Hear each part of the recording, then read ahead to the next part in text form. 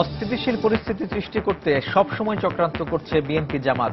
টুঙ্গিপাড়ায় প্রধানমন্ত্রী, নির্বাহী কমিটির নবনির্বাচিত সদস্যদের নিয়ে বঙ্গবন্ধুর সমাধিতে শ্রদ্ধা। মাত্র 1 ঘন্টা আগে 27টি শর্তে বিএনপিকে ইঞ্জিনিয়ার্স ইনস্টিটিউশনে আজই সমাবেশ করতে বলে ডিএমপি। 13 নভেম্বর আবারও অনুমতি চাওয়া হবে বললেন ফখরুল। ক্ষমতাসীন দলের অভ্যন্তরীণ কোন্দলেই গৌরীপুরে খুন হন ইউপি চেয়ারম্যান। হামলায় গুরুতর আহত 3 জন ঢাকা মেডিকেলে চিকিৎসাধীন। গাইবান্ধায় জমি দখল নিয়ে সাঁওতালদের সঙ্গে চিনিকল শ্রমিকদের সংঘর্ষের 2 দিন পর এক সাঁওতালের লাশ উদ্ধার। 4 জন নিখোঁজের দাবি স্থানীয়দের। ঝিনাইদহে মুক্তিযোদ্ধা মৃধাকে হাতুড়ি দিয়ে পেটানোর ছবি ফেসবুকে ভাইরাল হওয়ার পর নতুন করে হুমকির মুখে পরিবার। জামিনে মুক্ত হয়ে এলাকায় আসামিরা। এবং মার্কিন প্রেসিডেন্ট নির্বাচনে ভোট গ্রহণ শুরু, হোয়াইট হাউসের দৌড়ে মুখোমুখি হিলারি ট্রাম্প। শেষ মুহূর্ত পর্যন্ত জরিপে এগিয়ে হিলারি।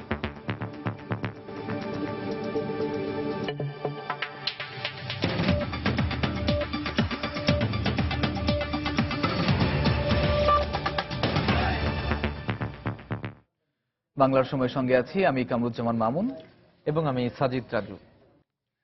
দেশ যখন এগিয়ে যাচ্ছে তখনও স্বাধীনতার পরাজিত শক্তি দেশের বিরুদ্ধে চক্রান্ত করছে উল্লেখ করে প্রধানমন্ত্রী শেখ হাসিনা বলেছেন, বিএনপি জামাতের চক্রান্ত থেকে দেশকে রক্ষায় সবাইকে সতর্ক থাকতে হবে। দুপুরে গোপালগঞ্জের টুঙ্গিপাড়ায় আওয়ামী লীগের নবনির্বাচিত কমিটির সদস্যদের সঙ্গে যৌথ সভায় তিনি একথা বলেন। এ সময় উন্নয়নের গতিধারা বজায় রাখতে আগামী নির্বাচনেও দলকে জয়ী করতে নেতাকর্মীদের কাজ করার নির্দেশ দেন দলীয় প্রধান শেখ হাসিনা। টুঙ্গিপাড়া থেকে আরো জানাচ্ছেন ইজাজ সৌমিক।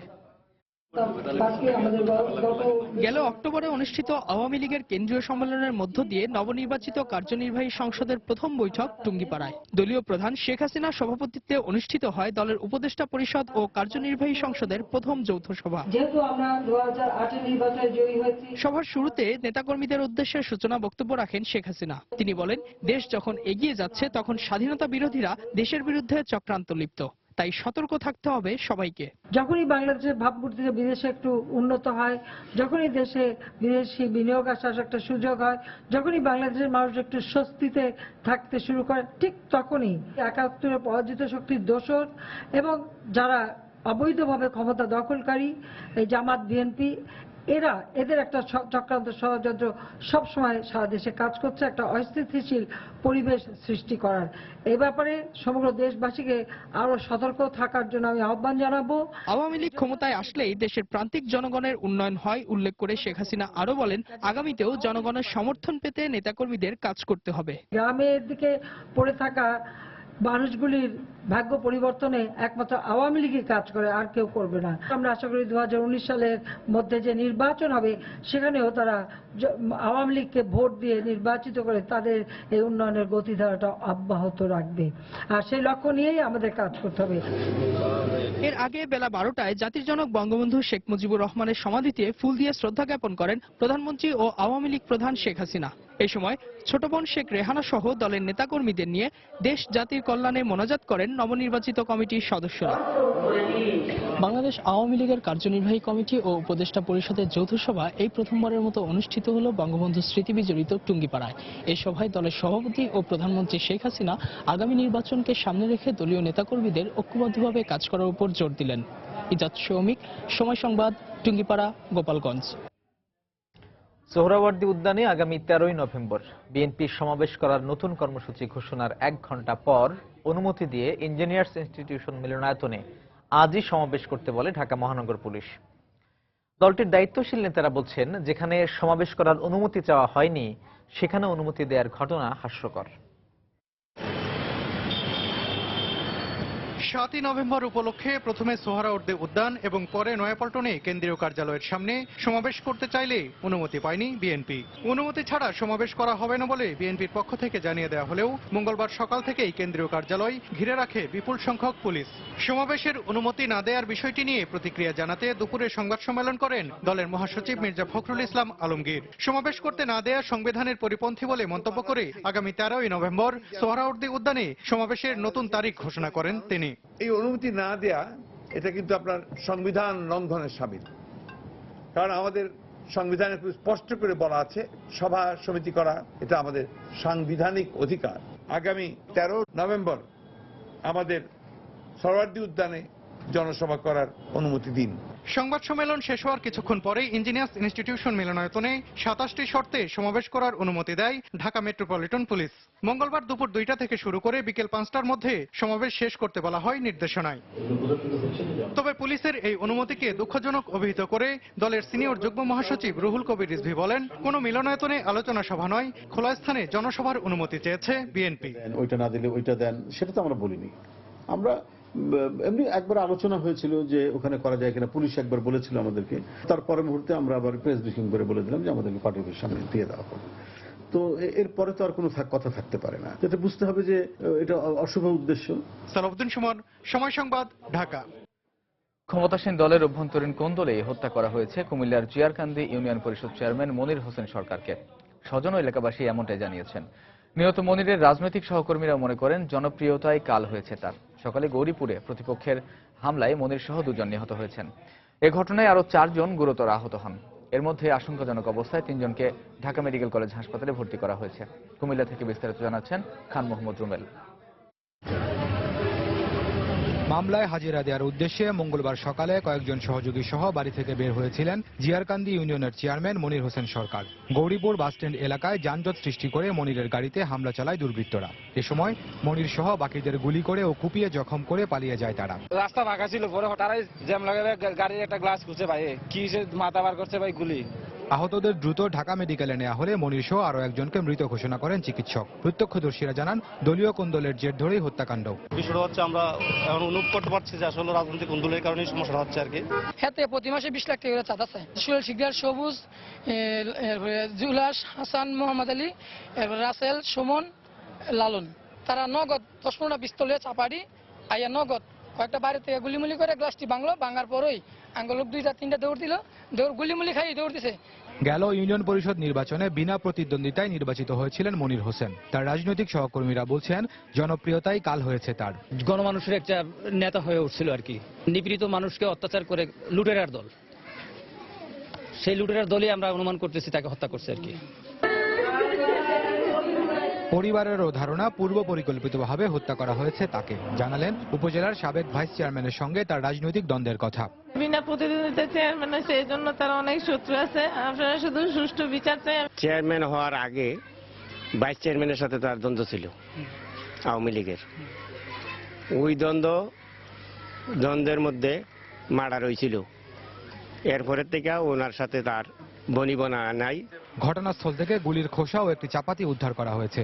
জব্দ করা হয়েছে মনিরের গাড়িটিও। হত্যার কারণ উদ্ঘাটন এবং অপরাধীদের ধরতে অভিযান শুরু করেছে পুলিশ। আমরা বিষয়টি দেখছি, অনুসন্ধান এবং মামলা হবে, নিয়মিত মামলা হবে এবং আমাদের টিম কাজ করছে। তিতাসে এমনি কিছু গ্রুপিং আছে, কিন্তু এই ঘটনার সাথে কে কে কি বিষয়ে এখনো এই মুহূর্তে বলা সম্ভব হচ্ছে না।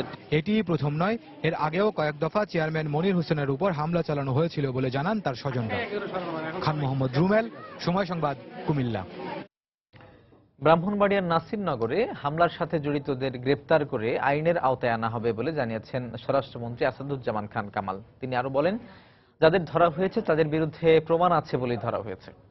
দুপুরে আশুতোষ পাইলট স্কুল মাঠে জেলা পুলিশের আয়োজনে সুধী সমাবেশে অংশ নিয়ে একথা বলেন তিনি। সমাবেশে আরো উপস্থিত ছিলেন মৎস্য ও প্রাণী সম্পদ মন্ত্রী সাইদুল হক, র্যাবের মহাপরিচালক বেনজির আহমেদ, আইজিপি একেএম শহীদুল হক সহ অনেকে। এর আগে নাসিরনগরের দাসপাড়া, ঘোষপাড়া, গৌর মন্দির পরিদর্শন করেন স্বরাষ্ট্রমন্ত্রী। এ সময় তিনি ক্ষতিগ্রস্তদের সঙ্গে কথা বলেন।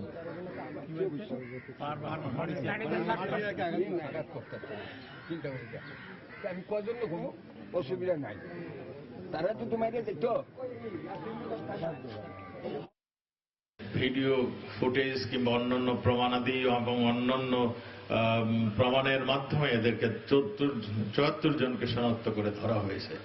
তা আমরা মনে করি আমরা সবকটিকে আমরা শনাক্ত করব এবং ধরে নিতে পারব। নাটক তৈরি করি না, আমরা যেটা ধরি সঠিক ব্যক্তিটাই ধরি, আমরা যেটা ধরি তাকে উপযুক্ত প্রমাণস্বরূপ ধরি। আমরা যারা যারা এগুলি করেছেন সবকেই আমরা ধরব। বাংলার সময় আরো থাকছে। সিলেটে কলেজ ছাত্রী খাদিজা হত্যা চেষ্টা মামলায় বদরুলকে অভিযুক্ত করে আদালতে চার্জশিট। পরবর্তী শুনানি 15 নভেম্বর। পরিবারের সন্তোষ প্রকাশ। এবার মার্কিন প্রেসিডেন্ট নির্বাচনের খবর।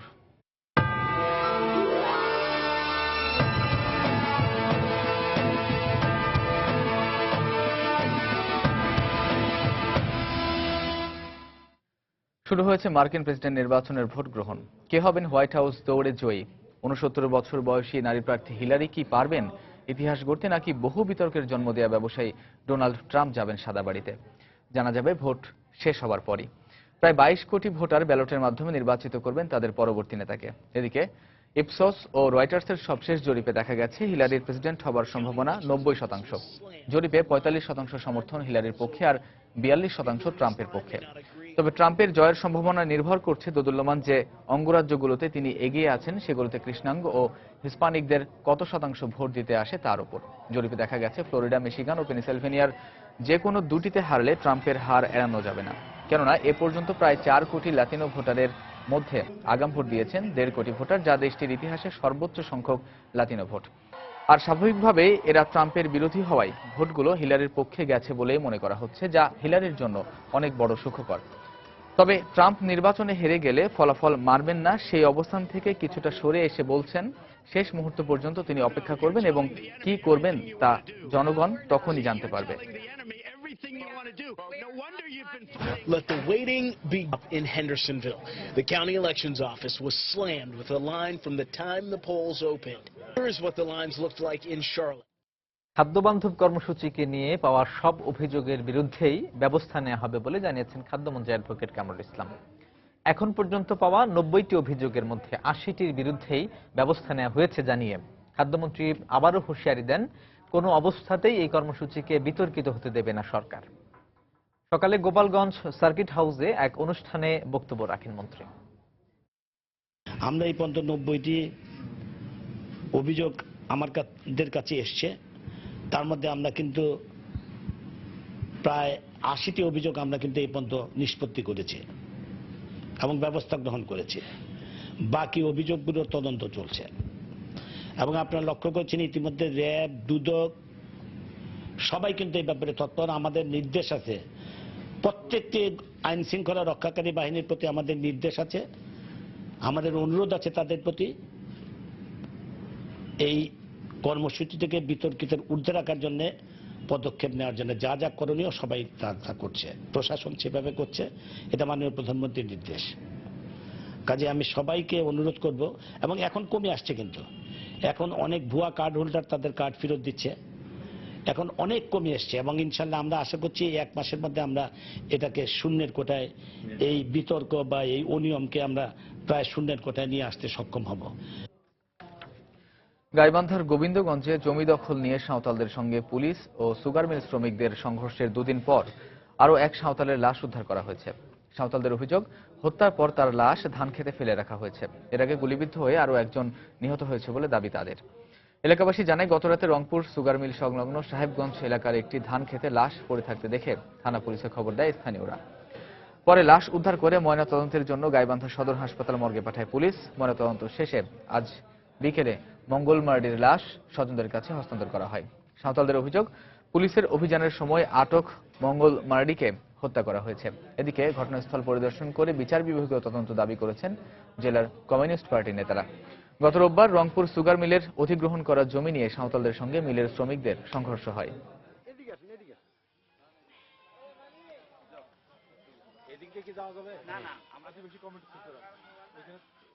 মরা মানুষের তো কোনো টিপ হয় না, কিন্তু তাও দেখিনু কালী মাখা 2 হাতে টিপস হয়। এরা নিয়ে যায় মারে ফেলে পোস্টমর্টম করে টিপস হয়ে নিয়ে এখানে মরা লাশকে আমাদেরকে দিয়ে গেছে। সরকার যে আমাদের দিকে না দেখে তাহলে আমাদেরকে বলুক, তোমরা এখান থেকে দেশে থাকো না, আমরা আমাদের মনে আমরা চলে যাব। এই যে 2 জন মানুষের প্রাণহানি হয়েছে, আরো মানুষকে খুঁজে পাওয়া যাচ্ছে না, আমরা বিচার বিভাগীয় তদন্ত দাবি করি, আমরা দৃষ্টান্তমূলক শাস্তি চাই। আমরা এদের এই যে মানুষগুলো ক্ষতিগ্রস্ত হয়েছে তাদের আমরা ক্ষতিপূরণ দাবি করছি। এদিকে গাইবান্ধার গোবিন্দগঞ্জে আদিবাসীদের ওপর হামলার ঘটনায় জড়িতদের বিচারের দাবিতে দিনাজপুরে মানববন্ধন করেছে রংপুর বিভাগীয় আদিবাসী জনগোষ্ঠী। সকালে জেলা প্রেস ক্লাবের সামনে মানববন্ধন করা হয়। এতে সংগঠনের নেতৃবৃন্দ ছাড়াও বিভিন্ন সামাজিক সংগঠনের নেতাকর্মীরা অংশ নেন। এ সময় বক্তারা অভিযোগ করেন, অধিগ্রহণকৃত সম্পত্তিকে কেন্দ্র করে রংপুর সুগার মিল কর্তৃপক্ষের উস্কানিতে আদিবাসীদের উপর হামলা চালানো হয়েছে। এই ঘটনায় উদ্বেগ প্রকাশ করে হামলাকারীদের দ্রুত আইনের আওতায় আনার দাবি জানান তারা।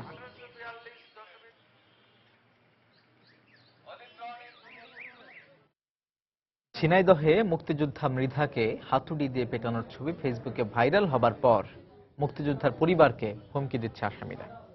দরপত্র জমা দেয়া ও কাজ পাওয়াকে কেন্দ্র করে গত 18 অক্টোবর এই ঘটনা ঘটে। বর্তমানে মুক্তিযোদ্ধা মুক্তার আহমেদ মৃধা রাজধানীর একটি হাসপাতালে চিকিৎসাধীন রয়েছেন। এদিকে এই ঘটনায় দায়ের করা মামলার আসামিরা আদালত থেকে জামিন নিয়ে এলাকায় ঘুরে বেড়াচ্ছে বলে জানিয়েছে পরিবার। ঝিনাইদহ প্রতিনিধি লোটাস রহমান সোহাগের পাঠানো তথ্য ও ছবি নিয়ে ডেস্ক রিপোর্ট।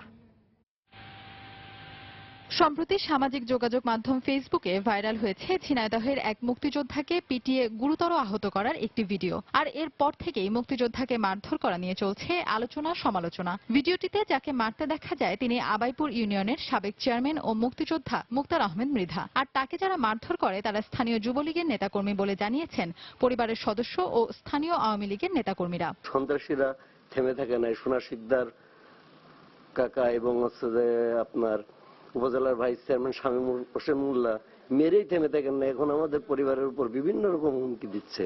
বর্তমান এমপি সাহেব এই টেন্ডারকে নিয়ন্ত্রণ করেন, তার যে ক্যাডার বাহিনী আছে তাদের দিয়ে যুবলীগ, ছাত্রলীগ, স্বেচ্ছাসেবক লীগ এবং আরেক ভাইটিয়া কিছু গুন্ডা বাহিনী আছে, তারা নিয়ন্ত্রণ কাউকে সে এই টেন্ডার দিতে দেয় না। গত 18 অক্টোবরের এই ঘটনার পরদিন মুক্তার আহমেদ মৃধার বড় ছেলে সুমন আহমেদ মৃধা বাদী হয়ে 10 জনের নাম উল্লেখ করে একটি মামলা দায়ের করেন। দরপত্র জমা দেওয়া ও কাজ পাওয়াকে কেন্দ্র করে এই হামলা চালানো হয় বলে দাবি রাজধানীর একটি হাসপাতালে চিকিৎসাধীন আহত এই মুক্তিযোদ্ধার। টেন্ডারবাজরা এরাও ভিতরে ভিতরে হলো গে পুষে বসে আছে এবং খবর জানতে পারছে যে কাজগুলো আমি পেয়ে গেছি।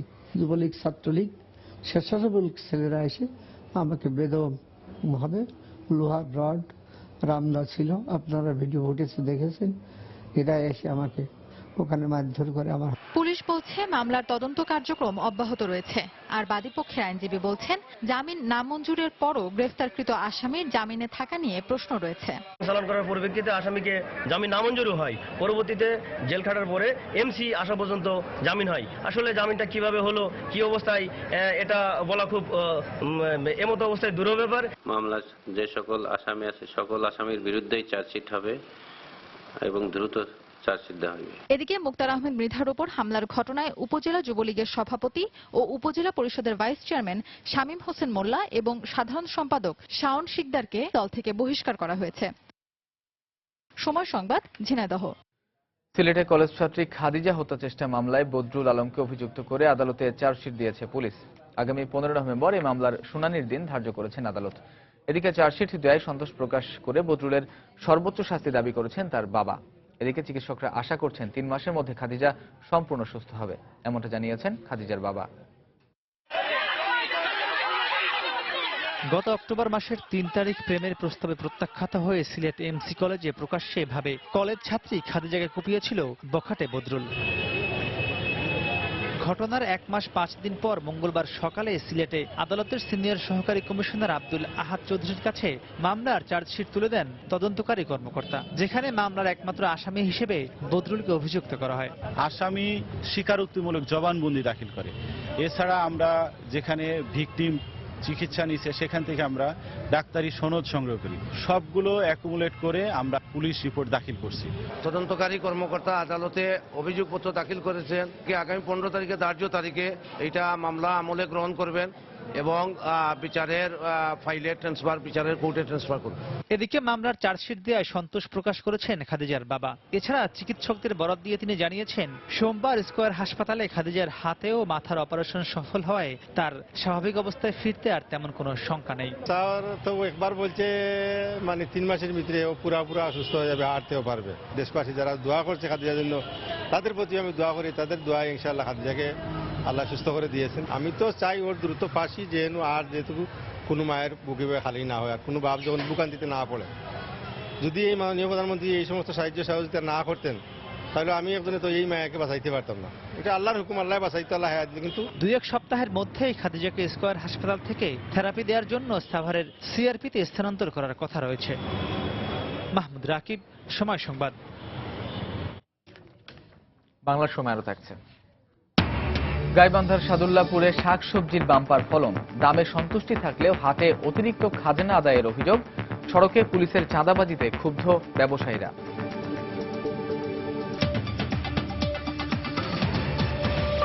চট্টগ্রামের নৌবাহিনীর সর্ববৃহৎ ঘাঁটি ঈশা খানকে রাষ্ট্রপতি ন্যাশনাল স্ট্যান্ডার্ড প্রদান করেছেন রাষ্ট্রপতি মোহাম্মদ আব্দুল হামিদ। বাংলাদেশ নৌবাহিনীর কর্মকর্তা ও নাবিকদের গুরুত্বপূর্ণ প্রশিক্ষণ এবং অপারেশনাল ও লজিস্টিক কাজের সহায়তা প্রদানের স্বীকৃতি স্বরূপ এই ন্যাশনাল স্ট্যান্ডার্ড প্রদান করেন রাষ্ট্রপতি। এর আগে অনুষ্ঠানে রাষ্ট্রপতিকে স্বাগত জানান নৌবাহিনী প্রধান অ্যাডমিরাল নিজামুদ্দিন আহমেদ। এরপর রাষ্ট্রপতিকে গার্ড অব অনার প্রদান করা হয়। এ সময় তিনি সর্বোচ্চ পেশাদারিত্ব এবং ত্যাগের মাধ্যমে নিজেদের সক্ষমতা তুলে ধরতে নৌ সদস্যদের প্রতি আহ্বান জানান। স্বাধীনতার পর এটি চট্টগ্রাম নৌঘাট হিসেবে পরিচিত ছিল।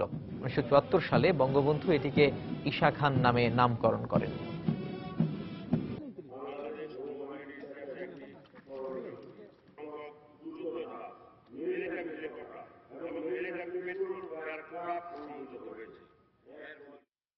বর্তমান সরকারের আমলে নৌবাহিনীতে উল্লেখযোগ্য সংখ্যক যুদ্ধজাহাজ, মেরিটাইম হেলিকপ্টার এবং মেরিটাইম পেট্রোল এয়ারক্রাফট সংযুক্ত হয়েছে।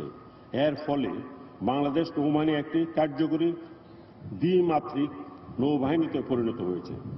আপনারা জেনে আনন্দিত হবেন যে খুব শীঘ্রই নৌবাহিনীতে সংযুক্ত হতে যাচ্ছে বহু কাঙ্ক্ষিত দুটি সাবমেরিন। ভবিষ্যতে পরিবেশ রক্ষা সহ অন্যান্য জাতীয় গুরুত্বপূর্ণ কর্মকাণ্ডে নৌবাহিনী বলিষ্ঠ ভূমিকা রেখে দেশের সার্বিক উন্নয়নে অবদান রাখবে বলে আমি আশা করি। ঝালকাঠির পৌর এলাকায় অবৈধ স্থাপনা উচ্ছেদ করেছে কর্তৃপক্ষ। সকালে শহরের পৌর খেয়াঘাট এলাকায় উচ্ছেদ অভিযান করা হয়। অভিযানের প্রথম দিন রাস্তার দুপাশে গড়ে ওঠা শতাধিক অবৈধ স্থাপনা ভেঙে ফেলা হয়েছে। এ সময় ঝালকাঠি পৌরসভার প্যানেল মেয়র মাহবুবুজ্জামান স্বপন সহ পৌরসভার বিভিন্ন স্তরের কর্মকর্তারা উপস্থিত ছিলেন।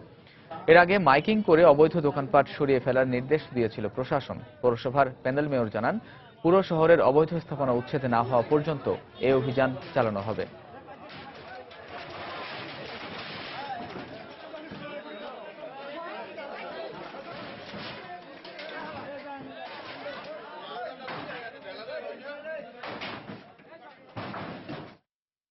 মেহেরপুরে মেয়ের সামনে বাবাকে পিটিয়ে আহত করার ঘটনায় 2 বখাটেকে 1 বছরের কারাদণ্ড দিয়েছেন ভ্রাম্যমাণ আদালত। দুপুরে গাংনীর নির্বাহী ম্যাজিস্ট্রেট SM জামাল আহমেদ এই আদেশ দেন। পুলিশ জানায়, গতকাল জেএসসি পরীক্ষা শেষে মেয়েকে নিয়ে বাড়ি ফিরছিলেন সুলাইমান হোসেন। পথে কয়েকজন বখাটে তার মেয়েকে উদ্দেশ্য করে অশালীন মন্তব্য করলে প্রতিবাদ জানান তিনি। এ সময় বখাটেরা তাকে মারধর করে। এরপর তিনি থানায় অভিযোগ করলে রাতেই 2 বখাটেকে গ্রেপ্তার করে পুলিশ। পরে আজ দুপুরে ভ্রাম্যমাণ আদালতের নির্বাহী ম্যাজিস্ট্রেট দুজনকে 1 বছর করে কারাদণ্ড দেন।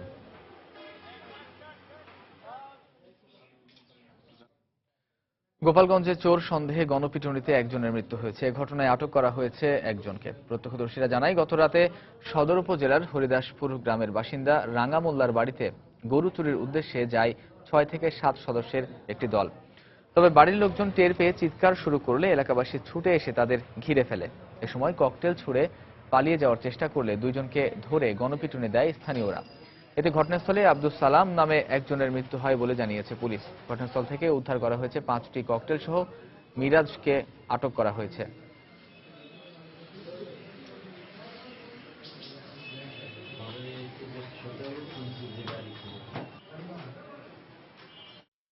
এলাকার লোকজন আসার পরে সোর শব্দ শুনি এরা দৌড় মারলেই 5-6 জন নদীতে ঝাঁপ দেয়, আর 2-3 জন এই বিসিকমু দৌড় দেয়।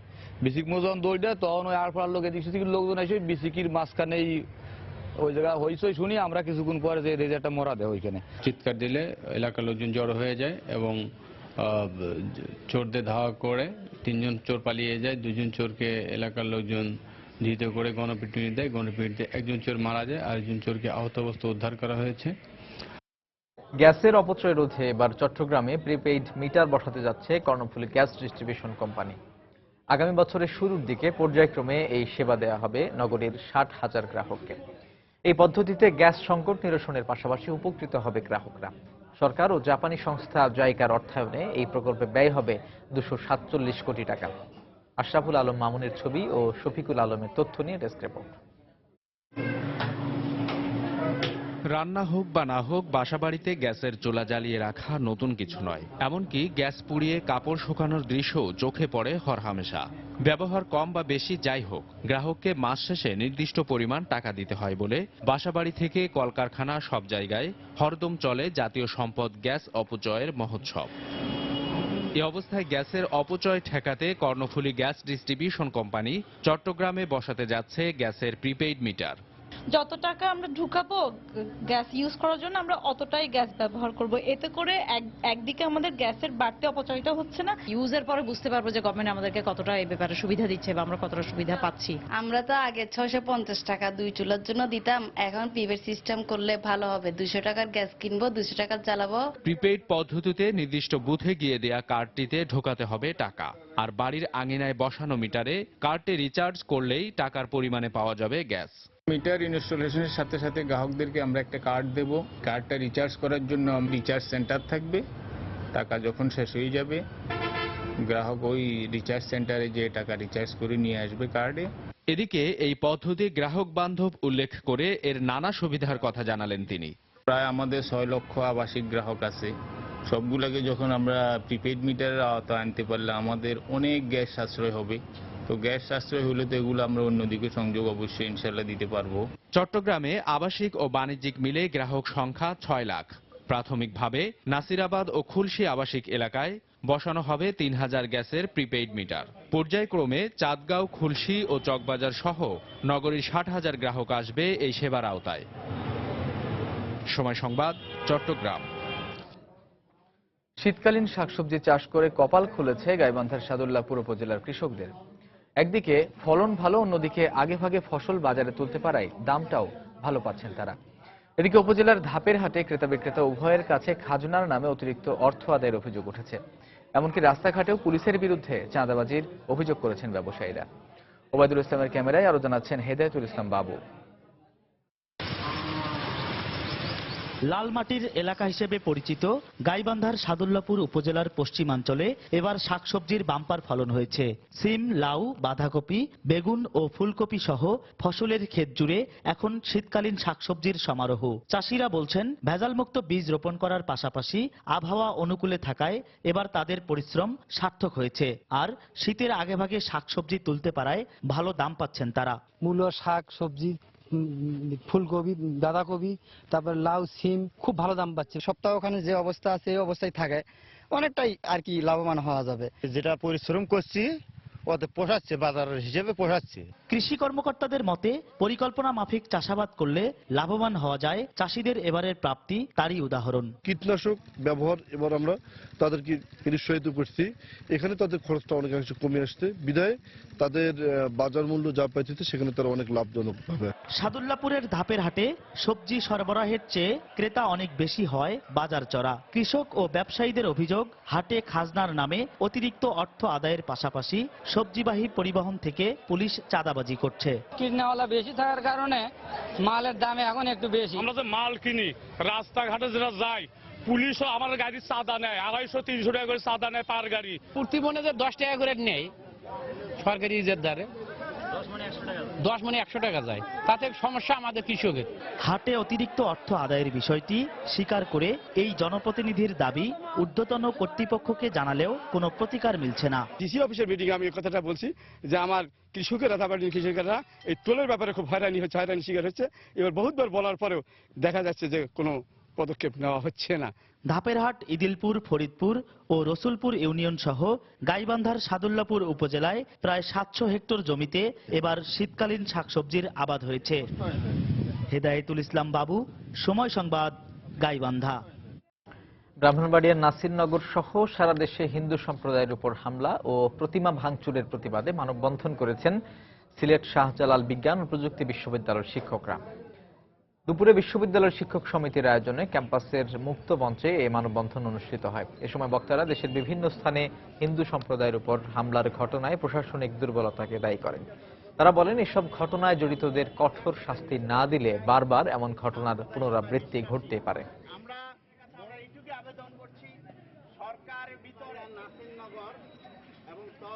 যারা নাকি সংখ্যালঘু মানুষ, যারা হিন্দু কিংবা বৌদ্ধ কিংবা খ্রিস্টান কিংবা আদিবাসী, তার সংখ্যা এত কম যে আমরা যদি তাদের পাশে না দাঁড়াই, তাই না, তাহলে তারা নিজেদেরকে রক্ষা করা অনেক সময় ঝামেলা হয়ে যায়। সবাইকে বুঝতে হবে যে এই আদিবাসী মানুষ কিংবা এই সংখ্যালঘু মানুষ আমাদের দেশের একটা সম্পদ। সিরাজগঞ্জে বাসের ধাক্কায় 2 মোটরসাইকেল আরোহী নিহত হয়েছেন। দুপুরে সায়দাবাদ এলাকায় এই দুর্ঘটনা হয়। প্রত্যক্ষদর্শীরা জানায় ঢাকা থেকে উত্তরবঙ্গগামী একটি যাত্রীবাহী বাস সায়দাবাদ এলাকায় পৌঁছলে বিপরীত দিক থেকে আসা একটি মোটরসাইকেল ধাক্কা দেয়। এতে ঘটনাস্থলে আব্দুল কাদের নামে একজন নিহত হন। গুরুতর অবস্থায় আব্দুল করিমকে সিরাজগঞ্জ জেনারেল হাসপাতালে নেওয়া হলে কর্তব্যরত চিকিৎসক তাকে মৃত ঘোষণা করেন। তারা দুজনই স্থানীয় আওয়ামী লীগের নেতা বলে জানিয়েছে পুলিশ।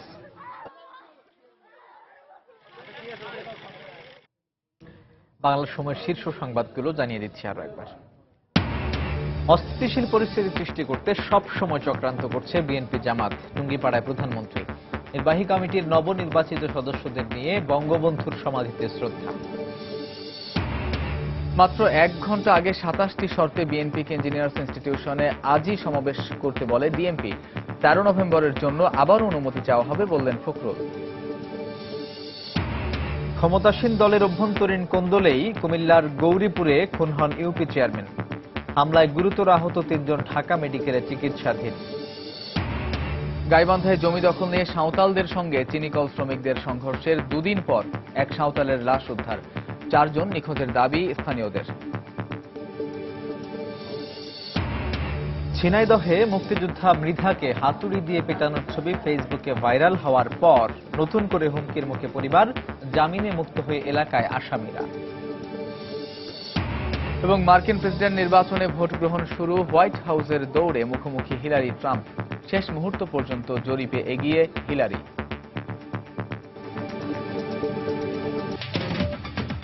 এই ছিল বাংলার সময়। যে কোনো খবর পেতে ভিজিট করুন সময়নিউজ.টিভি। এছাড়া এইমাত্র পাওয়া খবর আপনার মোবাইলে পেতে এসএমএস করুন *BN লিখে পাঠিয়ে দিন 16242 নম্বরে। আর সঙ্গে থাকুন সময়ের।